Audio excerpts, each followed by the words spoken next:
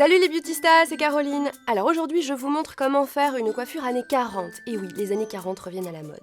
Une coiffure années 40, disais-je, comme Marion Cotillard, notre Marion Cotillard nationale. Alors vous allez voir, c'est très simple et très original. C'est parti!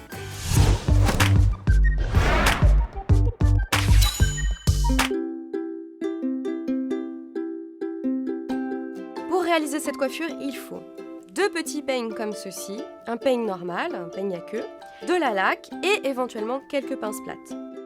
Je commence par tracer une raie au milieu. Puis je sépare les 2 mèches de devant du reste des cheveux.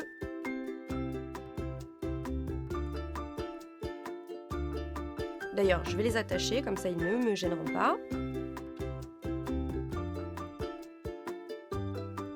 Alors je crêpe maintenant, c'est ça mon histoire. Ensuite, c'est simple, je vais crêper la mèche de devant et je la tournicote vers l'arrière. Je vais tournicoter. Et je la fixe avec mon peigne, comme ça. Les dents du peigne bien vers l'avant de la tête. Je fais la même chose de l'autre côté et pour que cela tienne, moi comme j'ai les cheveux très fins, je peux éventuellement ajouter quelques pinces plates, mais alors très discrètement. Ils sont fins, mes cheveux, très fins. En gardant bien le volume sur le devant. C'est le volume qui va faire toute la différence. Voilà, je fixe le tout avec une bonne dose de laque.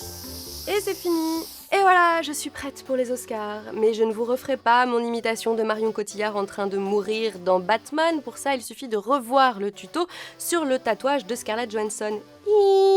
Ici. Et pour voir tous les tips de stars, qu'est-ce qu'il faut faire? Eh bien, il faut s'abonner à la chaîne Doctissimo. Voilà.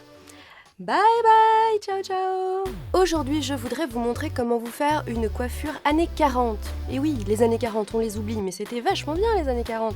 À part la guerre et tout ça, quoi. Enfin, je veux dire, sinon c'était bien, quoi. C'était super. Il y a eu quand même 50 millions de morts. La Shoah. Enfin, on a fait des tas de trucs.